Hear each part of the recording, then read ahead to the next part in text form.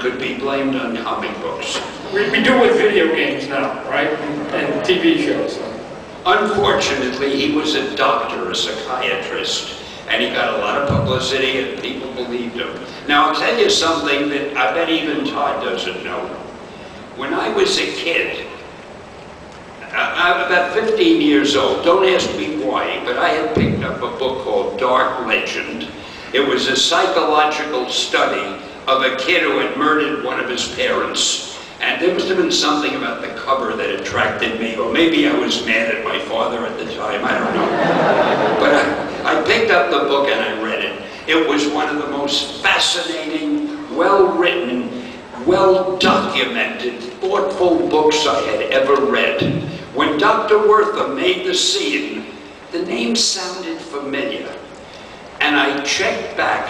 He's the guy who had written the book Dark Legend, which impressed me so much as a kid. I was heartbroken to think that this writer that I thought was so great had become a raving maniac against comics. And that was just a little known fact, and I can see it went over like a lead balloon, so I'm sorry I mentioned it. Right. But anyways, at the end of this, just to bring a little bit of history, Dr. Wertham goes to the government committee and basically says comic books are no good. Comics Code Authority comes out, and now all of a sudden all those dark, creepy monster movies or comic books now have to become a little more family friendly, which does spur the birth of Marvel comic books, which is where you come in. So now you have a slate that you have to now bring out in the early 60s, and you start bringing us all those characters. So see if you can sort of briefly run what the hell was going through your brain that you were able to sort of give us so much in such a short period of time.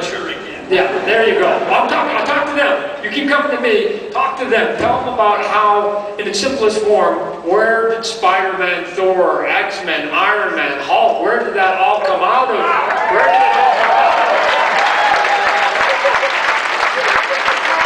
I will never again ask a guy who speaks better than I do to be the damn MC in any of my Boy, I thought I liked him. What happened was, well, really, Dr. Wertham didn't hurt us that much, because you know me, would I ever do anything that isn't fit for everybody to read? Our books were pure. They were clean. They were lily white. They were good for young and old. But I will tell you a funny story which has nothing to do with it. I hope you haven't heard this before, and again, if you have, you can leave, I don't care. The Comic Code Authority did reject a page of a story I once had written. And it was a Western. I think it was called Kid Colt Outlaw. In those days, I was a great Western writer. Oh, remind me to tell you about the romance stories I wrote sometime. At any rate, here's what the picture was. It was a hand holding a gun. This is the panel. All you saw. He can describe it better because he's an artist, but I'm not going to give him the microphone again. It was a hand holding a gun in profile. So this is the gun, and there was a puff of smoke coming out of the gun barrel, and a straight line indicating the trajectory of the bullet. You didn't see the bullet, just the line. That was the whole panel. The gun, the puff of smoke, the line. I got the page back from the comic book code, and they said that panel is rejected. I said, why is it rejected? Punchline coming. They said, the puff of smoke is too big, it's violent. Luckily, I had a very talented artist on staff. I forget his name, but I took it to that artist. And I said, as a favor to me, could you make the puff of smoke a little smaller?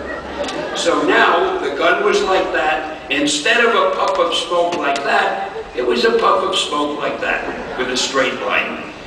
We sent it out, and the Comic Book Code Authority said, that is approved. So it shows what a great job they did protecting the youth of America. Now, so what happened was, it didn't affect us not much, except when we drew puffs of smoke. But we knew we had to do something different, so we decided to do superheroes. I guess you were going to answer my question, is what you're saying. Right. It's hard to remember his questions because he rambles on, not like me. I stick to one straight point. He rambles. I'm not responsible for that. I don't know the puff of smoke is the origin of Spider-Man, but let's digress back to that. So, Gil is sitting there and saying, if they don't mention Pow soon, I'm going to throw a picture. No, we'll get to him if you speed it up. No, we're going to get to him. How do you create a Thor and Iron Man? Real quickly, Thor and Iron Man. Just give it to him. Wait, I got to tell you about the romance stories.